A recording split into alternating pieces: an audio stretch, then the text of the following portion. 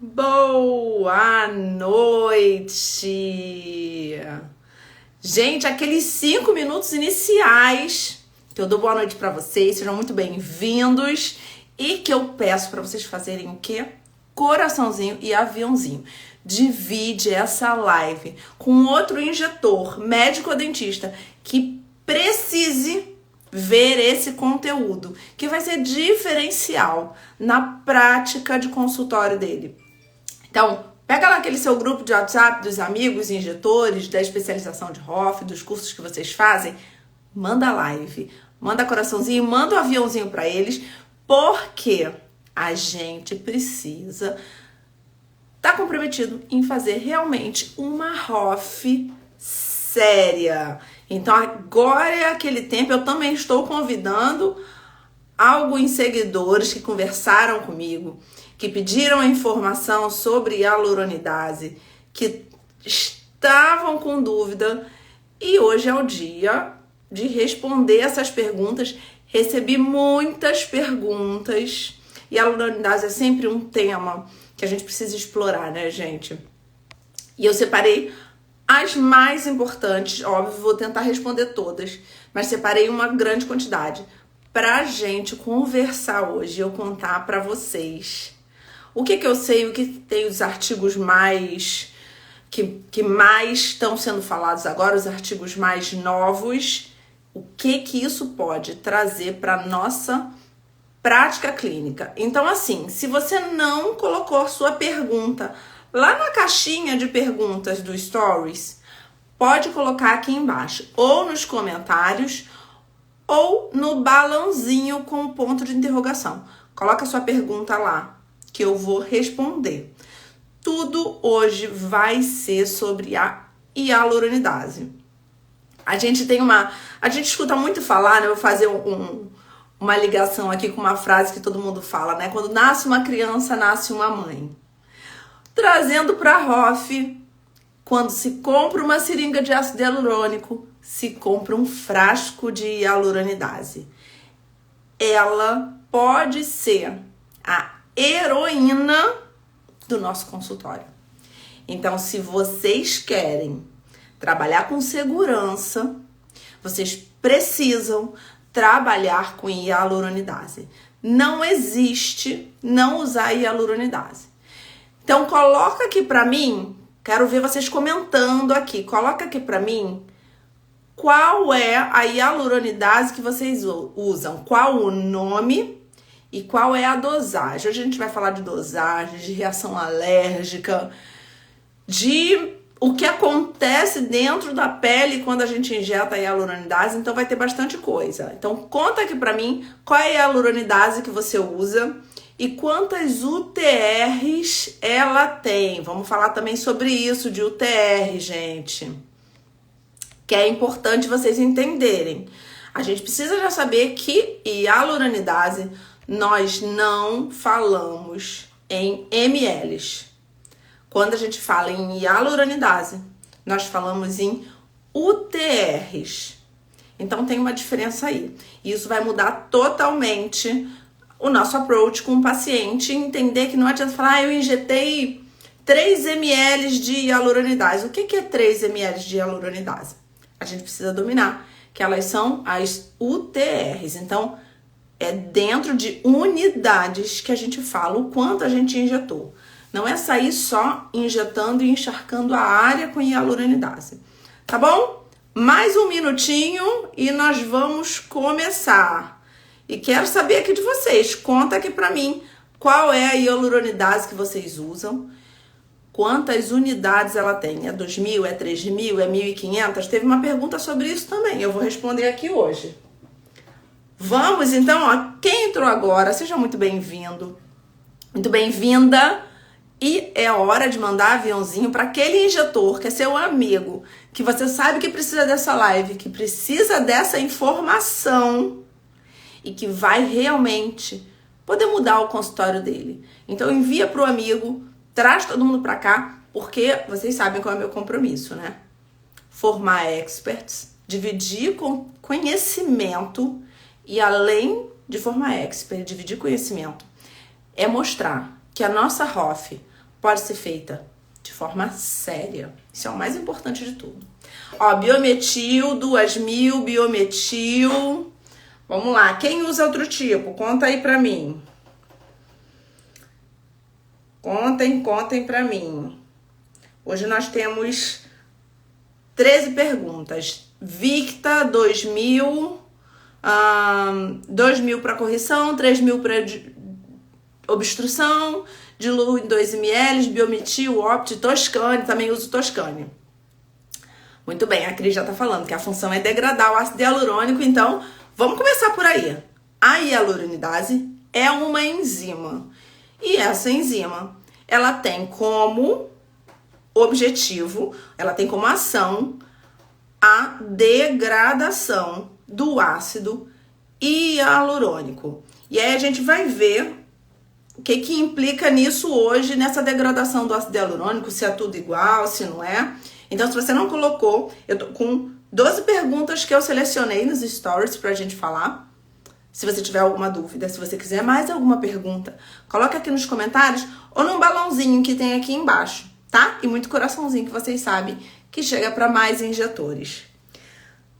Vamos lá, repetir para colocar na mente de vocês. Comprou a seringa de ácido hialurônico? Tem que ter a seringa de hialuronidase. Não existe andar no perigo de você fazer ácido hialurônico sem hialuronidase. Isso não existe. E aí, a primeira pergunta, eu já vi fazerem isso também, e me perguntaram o seguinte: Vivi, já vi professores falando de Postec para nódulos. Posso usar? Quem já ouviu falar de Postec para nódulos? Para a gente entender essa questão, a gente tem que ir um pouquinho mais longe. A hialuronidase, ela não tem um registro para ser usado para degradar o ácido hialurônico. É um uso que nós falamos que é off-label, ou seja, nós usamos no consultório, mas não tem descrito em bula. E eu acho que isso é uma questão que vai evoluir rápido para descrito em bula, até pelo aumento dos procedimentos, né? Então, a hialuronidase, com algumas substâncias, ela ajuda a difusão dessas substâncias. Em outras substâncias, ela ajuda a penetração, a aumentar a penetração dessas substâncias. No caso do Postec, ó, tem gente já falando que já ouviu. No caso do Postec, a hialuronidase junto com a betametasona, que é a vedete dessa pomada, que é muito usada para fimose, para as crianças, para os menininhos, quando estão até 3 anos, usa-se muito. E para que ela serve ali, a hialuronidase? Qual é a função dela? Fazer uma penetração aumentada da betametasona. Só isso. Não tem poder nenhum para diluir um ácido hialurônico, um nódulo de ácido hialurônico. Ah, Vivi, mas massageando com ele acabou diminuindo. Será que foi a massagem que ajudou a ficar mais moldável o produto? Porque a hialuronidase, nesse caso, não tem nenhuma ação. Então, é mito. Hialuronidase no Postec, a hialuronidase do Postec não serve para nódulos, tá? Ela só serve para penetrar mais o corticoide. E aí se liga, né, gente? Que a gente tá massageando direto o paciente com corticoide. Não dá. Então, primeira pergunta, mito total, tá? Ela só vai permear a betametasona mais.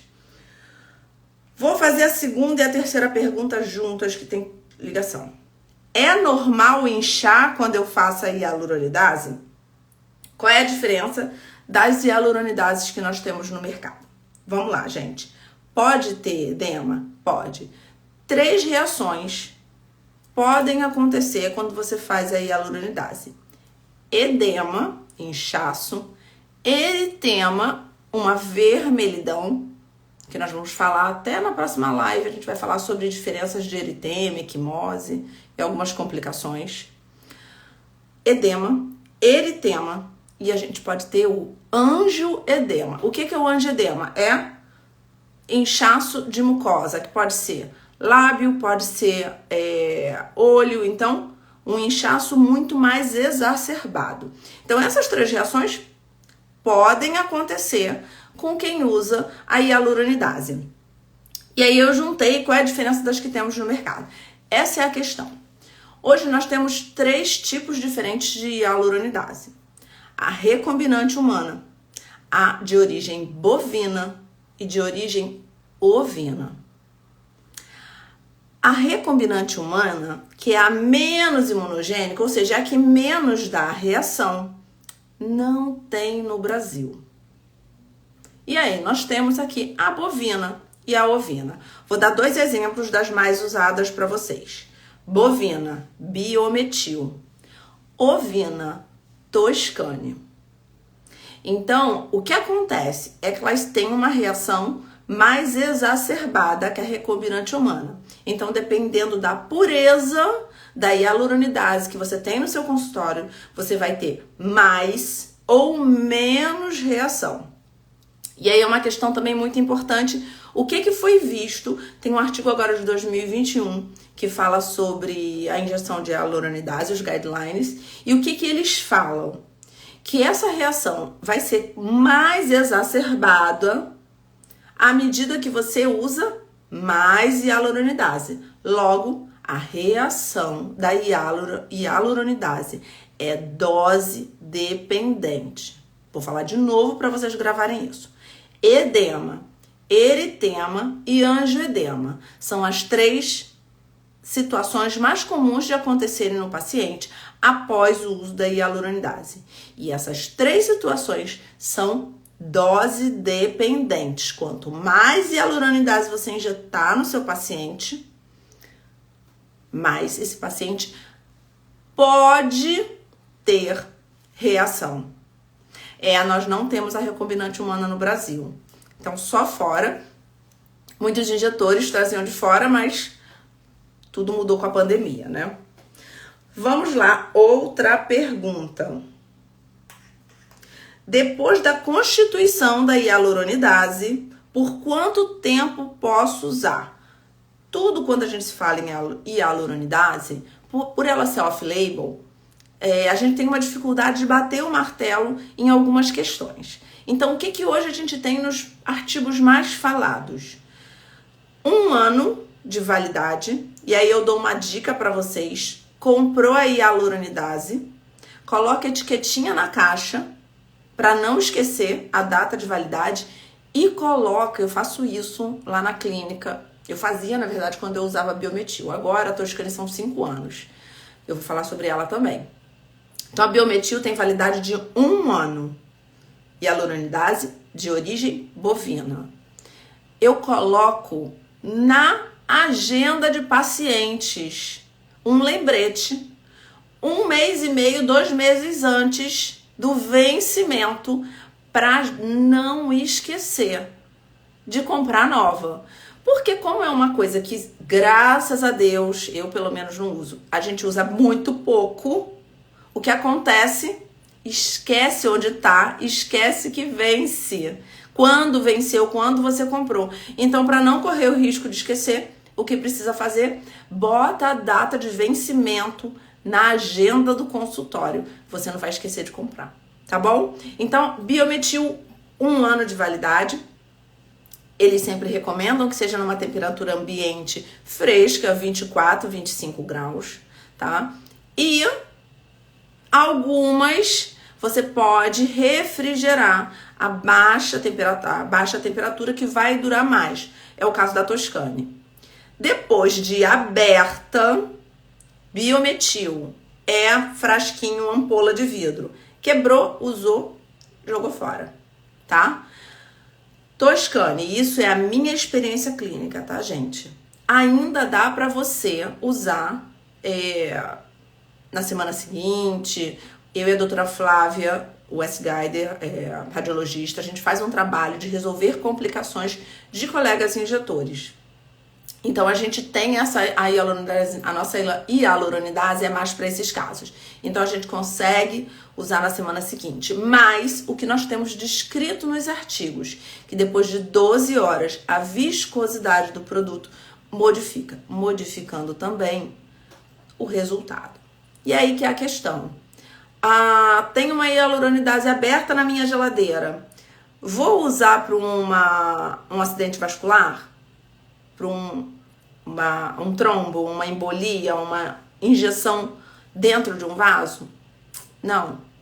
Posso usar para uma sobrecorreção, para um nódulo?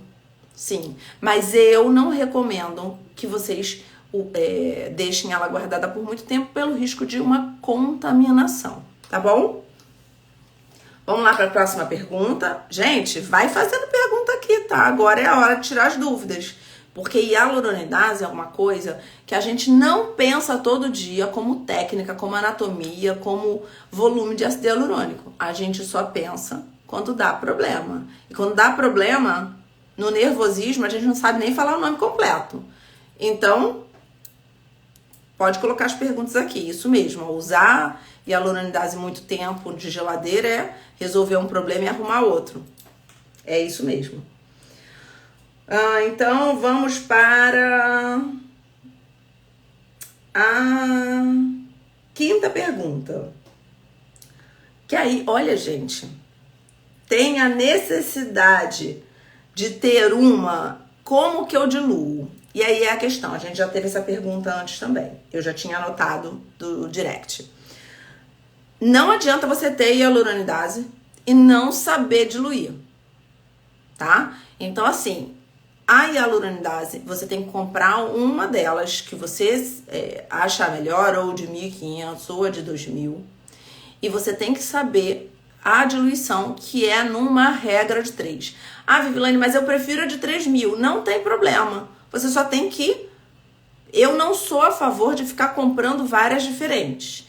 Eu sou cartesiana nisso. Eu compro uma, aprendo a diluir aquela, já sei no automático como eu vou diluir. Porque quanto mais você tira as variáveis, mais fácil fica na hora de uma emergência, tá bom? Vamos ver aqui, ó. Tem duas perguntas aqui, ó. Tenho dúvidas sobre o controle da dor com o uso da hialuronidase para nossos pacientes em caso de obstrução. Teria alguma sugestão? Então, os artigos mais novos, antigamente se falava que podia, mas os mais novos não recomendam que a hialuronidase seja diluída com anestésico. Por quê? Porque pode difundir mais o anestésico.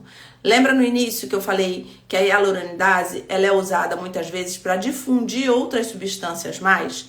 Ela pode fazer isso também no anestésico, tá? Então, assim, os artigos recomendam que não ocorra essa diluição, tá? Em caso de obstrução, eu até recomendo que não use realmente, porque a dor vai ser o seu parâmetro para o paciente te dizer se ainda está doendo, se você ainda tem que injetar mais e como está o aspecto clínico dessa pele, tá bom? Vê se eu respondi sua pergunta, se não, esclarece mais aqui que eu respondo. 2.000 ou 3.000? Eu prefiro a de 1.500, eu compro a de 1.500 da Toscane, mas é preferência porque para mim fica mais fácil fazer a regra de 3. Vamos lá. Massageie ou não a área após fazer hialuronidase? O que eu costumo fazer, gente? Eu sempre massageio de forma bem vigorosa. Por quê? Todos os artigos apontam para quando você age na hialuronidase após a injeção e você faz uma massagem vigorosa, você ajuda, entre aspas, a quebrar esse ácido hialurônico. Ajuda na ação da hialuronidase. Mais uma pergunta. Vamos lá. Em casos de embolia, quando injetar novamente? Vamos lá. É claro que aqui eu não vou conseguir passar para vocês tudo que eu gostaria para falar no caso de uma embolia, de um acidente vascular com ácido hialurônico. Mas, de forma geral, o que a gente tinha há pouco tempo sobre a hialuronidase em repetição? Sempre aguardar 1 hora e observar como está o aspecto clínico dessa pele para você continuar fazendo a injeção, tá? Hoje em dia, esses minutos, esse tempo de espera já diminuiu, tá? Os novos artigos já falam em até 15 a 20 minutos para você reavaliar o paciente e continuar injetando, tá? E tem um artigo de 2021 que fala em avaliação em 7 minutos.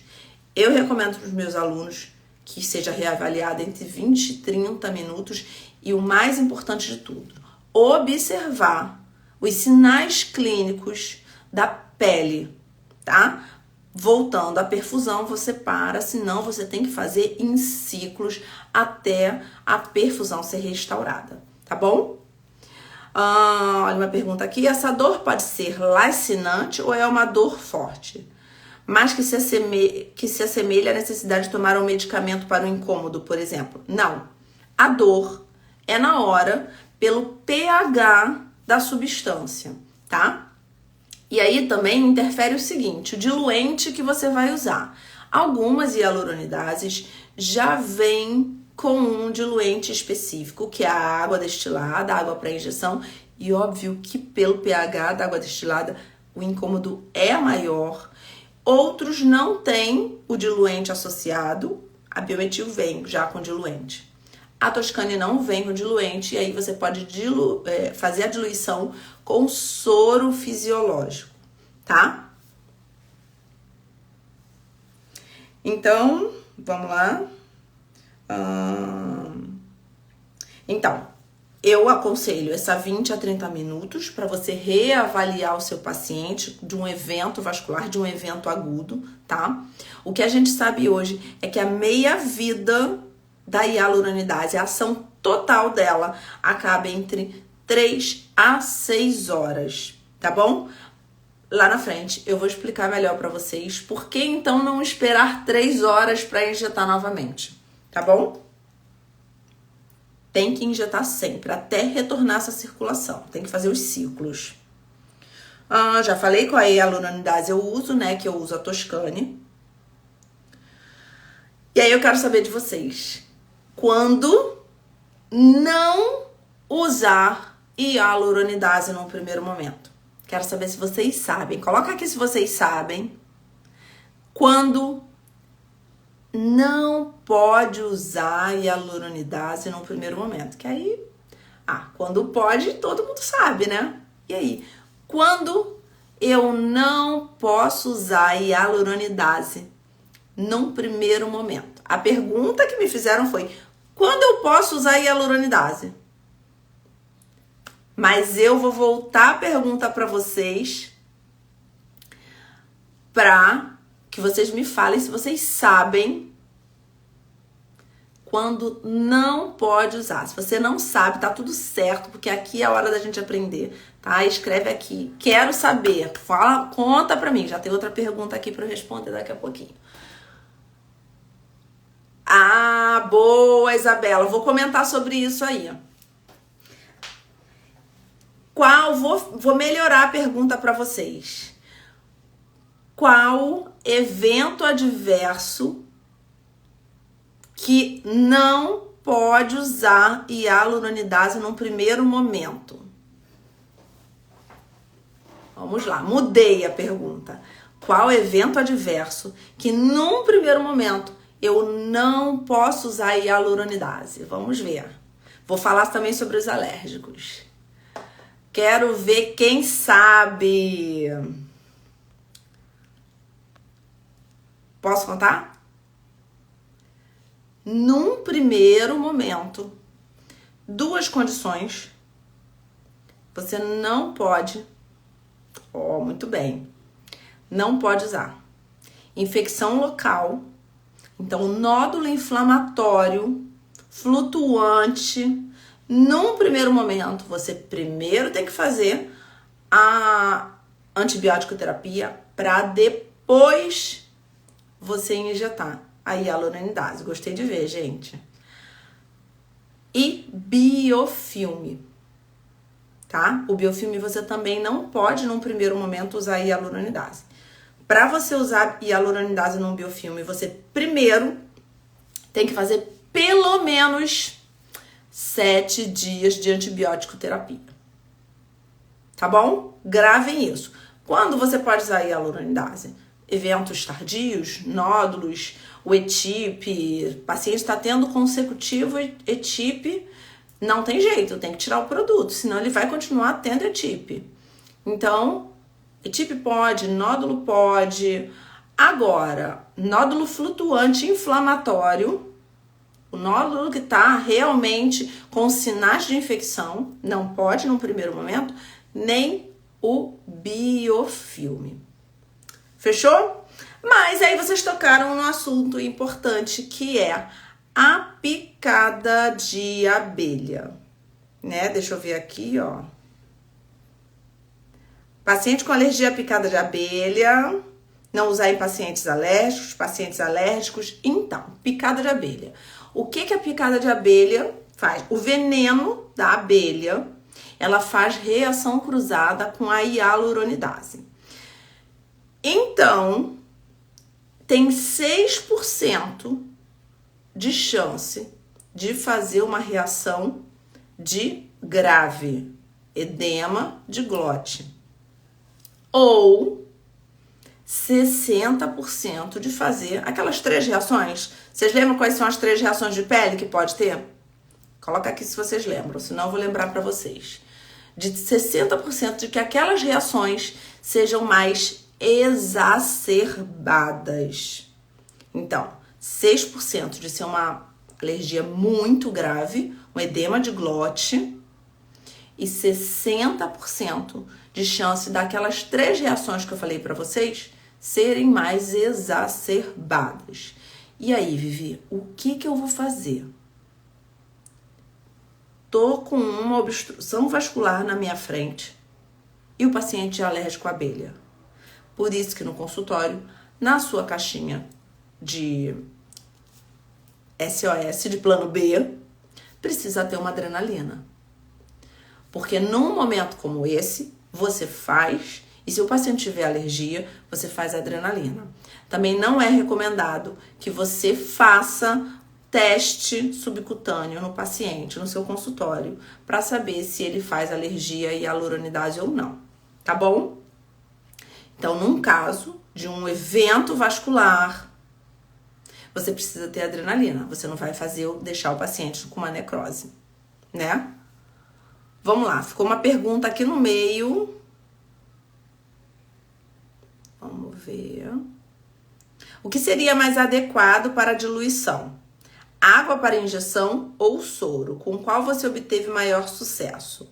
Como eu hoje uso mais a Toscane, eu faço a diluição com soro, porque a Toscane não vem com diluente. A Biometil, ela já vem com diluente, que é a água para injeção. Eu sou, como eu falei, bem cartesiana. Então, se veio com o produto, a água para injeção, é com a água para injeção que eu vou diluir.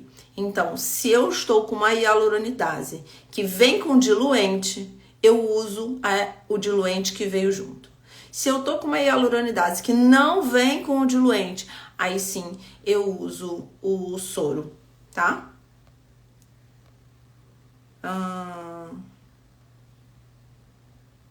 Mas se for infecção local associada à oclusão vascular. Na verdade, se você tem um paciente que tem uma infecção local, ele não poderia estar fazendo ácido hialurônico, tá? Eu não faço em nenhum paciente. O paciente está com acne inflamatória, está com foliculite de barba. Eu tô com um paciente tentando resolver uma foliculite de barba que, coitado, eu mando ele voltar sempre e tô fazendo um tratamento para diminuir a foliculite dele. Porque se você tem infecção na área adjacente ao preenchedor de ácido hialurônico, não deve ser feito o ácido hialurônico, tá? A diluição do ácido hialurônico com a hialuronidase é gradativa, né? Poderia acontecer do êmbolo de ácido hialurônico dissolver, caminhar pelo vaso e embolizar outro lugar? Vou explicar para vocês isso. Pode dar anti-histamínico antes pela alergia para picada de abelha? Se for em relação a isso, não vai dar conta, porque quem tem, você pode até fazer o anti-histamínico para proteger, mas quem tem a reação exacerbada, não vai ser o anti-histamínico que vai segurar o edema de glote, tá bom? Pode minimizar um pouco a alergia, mas ele não vai ser o suficiente, tá bom? Vamos lá. Então, já falei do quando e o quando não usar. E aí me perguntaram quantidade de uso. Isso é muito relativo. Por quê? Se a gente está falando de nódulos, nós temos que ter quantidades mais finas, ou seja, unidades mais certinhas. Quando nós estamos falando de obstrução, nós estamos falando de encharcar a área. E aí eu vou mostrar 2 cenários para vocês. Obstrução vascular. Você tendo um radiologista trabalhando com você ou perto, o que você vai fazer são injeções mais certeiras. Se você não tem um radiologista com você, se você não tem a imagem ao seu lado, você vai encharcar a área. E aí são volumes maiores. Mas pode ocorrer infecção à aplicação do ácido hialurônico. Por exemplo, já recebi paciente que teve complicação por realizar procedimentos faciais em condições inadequadas de higiene geral. Sim, mas aí quando ele faz uma infecção pela falta ou a pouca asepsia, ele vai fazer a infecção depois do injetável. Nesse caso dele estar com infecção vigente, você primeiro precisa abordar esse paciente com antibiótico terapia para depois usar a hialuronidase. Sempre que tem infecção, o antibiótico vem antes, tá bom? Para vocês gravarem uma coisa bem boba, mas que funciona. A vem antes do H no alfabeto. Então, primeiro você faz antibiótico, depois você faz hialuronidase, tá? Tá, já falamos então da diluição. Então, a diluição, gente, lembra que eu falei também para vocês dessa questão que tudo é muito off-label. Por ser off-label, cada autor que fala de hialuronidase fala num volume diferente. Então, a diluição varia de 1 ml a 10 ml, tá? Eu conheço injetores que diluem a hialuronidase para 10 ml, eu conheço injetores que diluem a 3 para 3 ml, e tudo vai depender da seringa que você vai usar, tá bom? Aí vou falar sobre o que vocês estavam falando dos pacientes de alergia também. Me perguntaram, algum paciente tem restrição ao uso da hialuronidase? E a resposta é sim, tá? Nós temos 4 pacientes que nós temos que pensar e avaliar bem o uso da hialuronidase. Atópicos, então, não é proibitivo, mas você precisa ficar muito mais atento a esse paciente. 4 pacientes que não podem usar hialuronidase sem um olhar atento do injetor.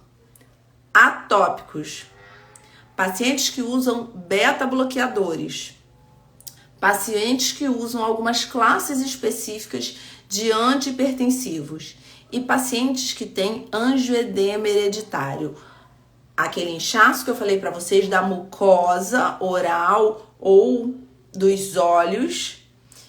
Por quê? Porque essa pessoa é mais tendenciosa a fazer esses eventos. Então, se ela tem um fator que vai dar um estímulo, a chance dela provocar um angioedema maior existe após o uso da hialuronidase. É proibido usar nesses pacientes? Não é proibido. Você precisa ter mais consciência e saber agir. Pacientes atópicos, pacientes com uso de beta-bloqueadores, pacientes que usam algumas classes de antihipertensivos e o angioedema hereditário. 4 condições que você precisa ficar alerta quando você usa a hialuronidase.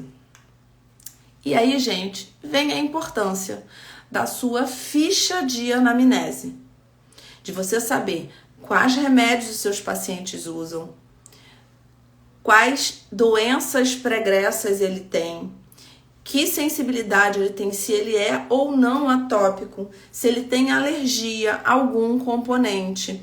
E muitas das vezes, no afã de fazer logo o procedimento, de ser uma coisa que está virando banalizada, muitos injetores pecam na parte inicial, que é a que pode comprometer o seu registro profissional. Nós estamos falando de uma situação que pode salvar o seu paciente e o seu registro profissional. Então, atenção total para a sua ficha de anamnese. Vamos aos pacientes. 4 pacientes que você precisa ter cautela ao usar a hialuronidase. Angedema hereditário, uso de alguns antihipertensivos, beta-bloqueadores, uso de beta-bloqueadores e pacientes atópicos, ou seja, com tendência a serem alérgicos ou alérgicos, com alergias vigentes. Esses 4 grupos de pacientes precisam de atenção, muita atenção de vocês. Estou nas perguntas finais. Então, se você ainda tem dúvida, se você quer compartilhar aqui algum conhecimento, dividir com a gente ou perguntar mais alguma coisa, coloca aqui embaixo, porque tá quase acabando, faltam 2 questões. E aí vocês vão ver que tudo tá interligado. Não adianta você só ter técnica, não adianta você só dominar a reologia do ácido hialurônico, não adianta você só dominar a anatomia. É o tudo junto que faz do injetor um expert, que faz do injetor uma referência, tá bom? E aí, vamos para a penúltima pergunta. O que a hialuronidase, o que ela faz de interação com o ácido hialurônico, né?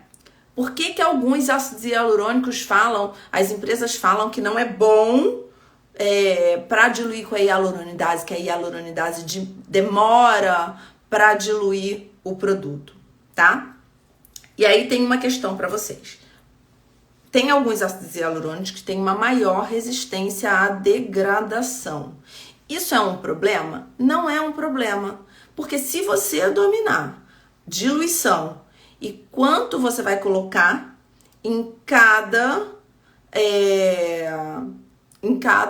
lesão do paciente, em cada área do paciente, tá tudo certo. Então, o porquê que alguns ácidos hialurônicos degradam mais lentamente? Não existe ácido hialurônico que não degrada a hialuronidase. Existe o que é mais rápido, a degradação, e o que não é tão rápido. E aí, vamos lá. O porquê que isso acontece? Por 2 motivos. Concentração aumentada de ácido hialurônico. E outra questão, reologia do produto, reticulação. Mais pra frente, a gente em outra live vai só falar de reologia, para vocês, de uma vez por todas, dominarem esse assunto. Quanto mais alta é a concentração de ácido hialurônico, quanto mais alta é o nível de reticulação, mais demorada vai ser a degradação desse ácido hialurônico. Isso é um problema? Não. Você só precisa saber que se naquele ponto você injetou um ácido hialurônico de alto G', conta aqui pra mim o que vocês acham. O que eu preciso fazer? Colocar alto G', eu tenho que colocar pouca hialuronidase ou muita hialuronidase para dissolver esse nódulo de ácido hialurônico? Contem pra mim. O que vocês acham? Muita hialuronidase ou pouca hialuronidase para um paciente que tem um nódulo de ácido hialurônico com um ácido hialurônico de produto com alto G'? Tô vendo as perguntas aqui, já vou responder. Conta pra mim, muita hialuronidase ou pouca hialuronidase? Vamos pensar. Eu tenho um produto de alto G', logo, um produto mais coeso. Se o produto é mais coeso, se tem muito ácido hialurônico ali, eu preciso de mais hialuronidase para dissolver esse gel. Muito bem, isso mesmo. Então, quanto maior a concentração de ácido hialurônico, quanto maior a reticulação do ácido hialurônico, mais hialuronidase eu vou precisar para dissolver. Por que então usar um produto com mais concentração de ácido hialurônico e mais reticulação? Porque é um produto que entrega mais estrutura, mais lifting e maior durabilidade. Não tem problema, eu uso produtos que têm a maior concentração de ácido hialurônico do mercado. Quem usa o Volux sabe que o Volux é o que tem a maior concentração de ácido hialurônico no mercado, 25 mg por ml. O que eu preciso saber se eu for usar o Volux e precisar abordar com a hialuronidase? Que eu preciso de mais hialuronidase do que o Volbella, que é um baixo G' e uma concentração baixa de ácido hialurônico. Isso que vocês precisam exercitar o cérebro de vocês para entender, tá bom? Vamos lá, tem duas perguntas aqui, eu tenho mais uma aqui, mas tem mais duas aqui. Eu acho que eu perdi uma lá de cima, mas eu vou voltar. Vamos aqui, ó. Paciente chega com isquemia, já está evoluindo com pústulas, o que indica presença de infecção. Faz antibiótico antes de aplicar a hialuronidase ou junto? Porque não podemos demorar para aplicá-la. Aí é uma questão bem grave, porque é uma área que você já não tem uma recuperação, como você pegar no início. Então, nesse caso específico, que você está com uma complicação aguda, você precisa usar a hialuronidase, tá? E aí, o que eu recomendo? Tem que ser uma abordagem acompanhada por imagem. A imagem veio para nos ajudar, nos auxiliar e auxiliar o paciente, tá bom? E aí eu respondo já uma pergunta que ficou lá em cima também. O êmbolo, você pode dissolver na massagem, ficar algum trombo de ácido hialurônico e ele migrar, ele andar no vaso. Por isso a importância de acompanhar sinal clínico do paciente, encharcar a área, tá? E ter conhecimento anatômico de todas as anastomoses da face.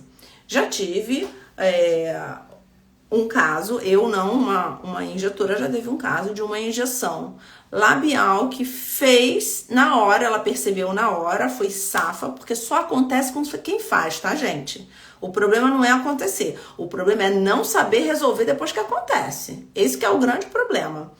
Então, aconteceu, ela fez hialuronidase no momento e ficou observando do lado da paciente. Complicação não tem jeito, casa com a paciente. E aí, na observação, ela notou que o mento da paciente tinha uma leve coloração diferenciada. O que acontece? Tem anastomose com vasos do mento. Então, pode acontecer isso. Você faz a hialuronidase numa área, mas em alguma outra área ainda tem obstrução. Por isso a importância do ultrassom. E se você tiver uma complicação aguda dessa amplitude, hialuronidase, tá bom? Até tentar recuperar o máximo possível. Vamos lá, ó. Por exemplo, na pior das hipóteses, é sempre bom pensar na pior das hipóteses, porque o certo vai dar se você fizer tudo certinho, né? Se você fizer o feijão com arroz, vai dar certo. A gente tem que pensar realmente na pior das hipóteses. Paciente fez MD Codes, deu errado, alérgico a hialuronidase, ou mesmo dentro dos quadros dos pacientes que não são bem-vindos ao uso dela. Como proceder? O que deu errado? Depende.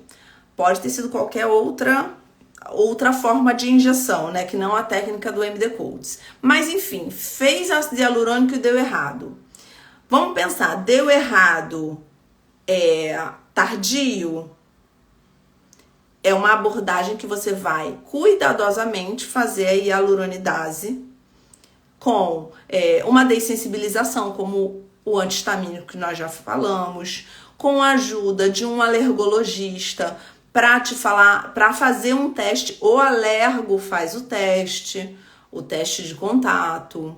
Agora, se o teu deu errado, é agudo, tem que fazer hialuronidase e estar preparado para, se o paciente fizer um edema de glote, você reverter com adrenalina e hospital. Para você, se ele fizer um edema mais exacerbado, mas não chegasse um edema de glote, fizer um angedema, você reverter, ter a medicação adequada para você reverter, tá bom? Numa complicação aguda, a opção é sempre reverter a complicação aguda. O que você vai fazer? Você vai correr o risco de porcentagem do paciente ter uma complicação, porque risco de porcentagem não significa que ele vai ter. Tem mais risco, tá bom?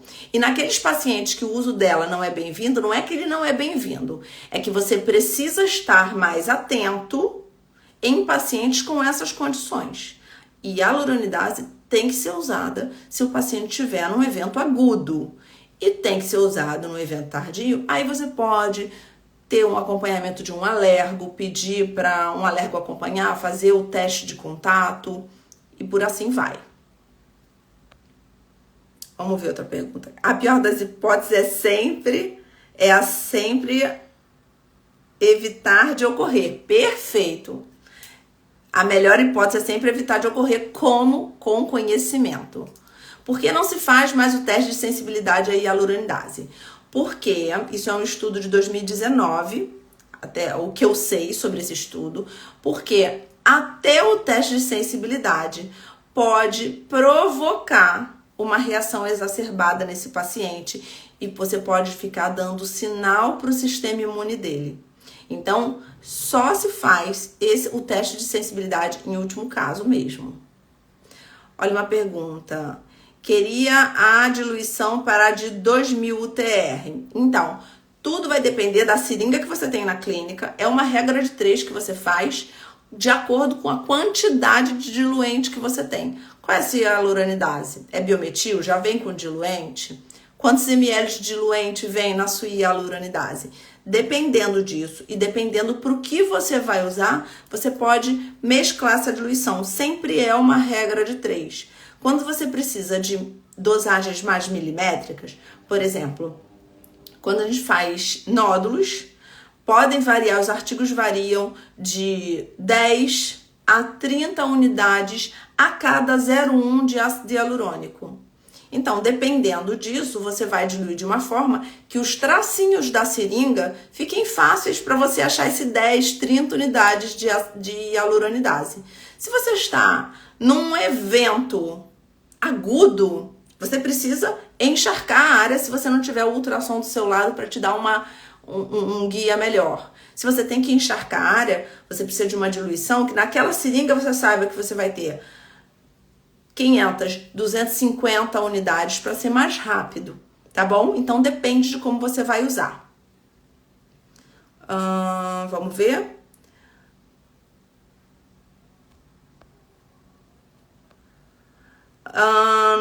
E nesses casos, caso tenha que fazer aguda, num evento agudo, dou Decadron ou um antihistamínico antes de dar e mantenho a prescrição nas próximas 72 horas, isso vai depender, isso não tem receita de bolo. Isso vai depender das condições clínicas do seu paciente. Se você vai dar um corticoide, se você vai dar um antihistamínico e por quanto tempo você vai dar isso. Para um idoso é de uma forma, Hoje, cada dia, nós temos pessoas mais ativas com 70, 75 anos preenchendo. Então, para um idoso, você vai agir de uma forma. Para uma pessoa mais jovem, você vai agir de outra. Com uma pessoa que tem uma comorbidade, que usa um antihipertensivo, você vai precisar de outra. Então, você vai precisar, não tem receita de bolo, você vai precisar personalizar isso para o seu paciente. Você prefere aplicar hialuronidase com cânula ou agulha? Depende. Se nós estamos falando de um nódulo, às vezes o nódulo dá uma encapsulada, então ele fica bem formadinho. E para você agir no nódulo, a cânula tem a ponta romba, então é um pouquinho mais difícil. Então, para um nódulo, eu prefiro a agulha. E aí eu vou guiada, né, gente? Eu acho que a gente precisa virar a chave da nossa cabeça. Falta só uma pergunta aqui para responder, gente. Virar a chave da nossa cabeça para o uso do radiologista, para ter um radiologista para chamar de seu, para ter uma parceria. Porque quando você faz guiado, você causa menos desconforto para o seu paciente, você transmite mais segurança para ele, você se sente mais seguro e você faz muito mais direcionado. Sem radiologista, a gente fica às cegas. Injeta e vê o que vai dar. Imagina, não pode ser assim, né? Hoje, que nós temos esse conhecimento, que nós temos essa possibilidade do uso do ultrassom, não tem por que a gente mais injetar no escuro. Isso acontecia lá em 2006, quando eu comecei a injetar. Pasme, não existia hialuronidase no Brasil. Então eu trazia de casa, ou dos Estados Unidos, ou você ia injetar sem hialuronidase. Acreditem. Eu já injetei sem hialuronidase lá em 2006, como a gente não tinha nenhum conhecimento disso. Os injetores não tinham conhecimento disso, tá? Mas eu costumo brincar que Deus protege o inocente. Depois que você tem a informação, você não faz mais isso. De 2006 para 2022, Deus me livre, tá bom? Isso não pode. Graças a Deus, a hialuronidase, poucos anos depois, chegou no Brasil. Então, quem não viajava sempre também tinha acesso à compra, tá? E aí, em relação à cânula, quando você tem que encharcar a área, a cânula é uma melhor opção. Vamos lá. Temos outra questão aqui. A última. Então, quem tá com dúvida, conte agora ou cale-se até a próxima live, a próxima caixinha de perguntas. Aí eu quero contar para vocês qual é a ação da hialuronidase na nossa pele, quando ela é injetada na pele. E para vocês não esquecerem, são 3 Ds, mais um D e um C. Vamos lá? Vocês vão gravar. 3 Ds, mais um D e um C. Então, quando a hialuronidase entra no nosso organismo, acontece a difusão, a diluição e a desativação. Com isso, diminui a concentração. Vamos lá de novo para vocês consolidarem.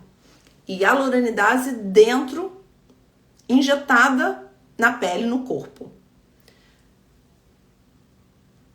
3 Ds. Vamos lá. Quem gravou, coloca aqui que eu vou falar mais uma vez. Diluição, difusão, desativação, que diminui a concentração. Pensa que quando a gente está num evento agudo, a gente está enchendo um balde furado. Entra a hialuronidase, os capilares estão congestos pela embolia, pelo comprometimento vascular, estão enchendo a área da embolia de exudato, de líquido, de edema, enchendo de edema. O que acontece com a hialuronidase? Ela é mais difundida, acontece a difusão dela. Quando ela é difundida, ela fica desativada. Quando ela fica desativada, a gente diminui a concentração. E com isso, não resolve de uma vez só totalmente o problema. Por isso que a gente precisa observar sinal clínico, refazer em ciclos essa aplicação da hialuronidase para eventos vasculares. 3 coisas acontecem quando a hialuronidase está dentro da pele, é injetada: diluição, difusão e desativação. Com isso, diminuição da concentração. A hialuronidase pode ser a heroína do seu consultório. Só depende de você dominar esse conhecimento. É o conhecimento que vai te fazer diferente da grande massa de profissionais que nós temos hoje. Dúvidas? Ficaram algumas dúvidas ou a gente conseguiu? Faltam 4 minutos. Vamos lá, gente. Conta pra mim. Conta se vocês ficaram com dúvida. Conta se vocês querem saber alguma coisa. Porque a gente tá quase no finalzinho. É claro que a gente tem 1 hora. 1 hora não é nada pra gente falar de hialuronidase, de algo que pode salvar minha vida. E nem tem como, infelizmente, eu ficar aqui horas para ensinar a fazer todos os cálculos para vocês. Mas é para começar a dar uma luz que nós sim podemos ser experts, podemos ser diferentes. Para isso, vocês precisam aceitar o desafio de realmente serem injetores diferenciados. Isso que eu quero ver. Então, se vocês tiverem mais alguma dúvida, que se eu não respondi todas as dúvidas, se passou alguma pergunta aí, manda para mim no direct. Compartilha esse conteúdo, curte o conteúdo, porque a gente pode levar para muitos outros injetores tudo isso, toda essa bagagem para a gente realmente mudar a realidade da ROF. Depende de vocês também. Quem quiser, vem comigo que a gente vai fazer uma ROF diferente. Com certeza. Beijo. Quarta-feira tem de novo. Quero ver todo mundo aqui. Amanhã eu abro a caixinha de perguntas de quarta-feira. Quarta-feira a gente vai saber diferenciar equimose, eritema, complicação, ou as lesões de pele da complicação vascular. Pele é tudo muito parecido, todo vermelho se parece, todo roxinho se parece. Como é que você sabe diferenciar o que é equimose e o que está começando um comprometimento vascular? Quarta-feira eu vou te ensinar. Beijo, boa semana pra vocês. Agosto chegou e ó, todo mundo arrebentando na ROF. Beijo, tchau, tchau.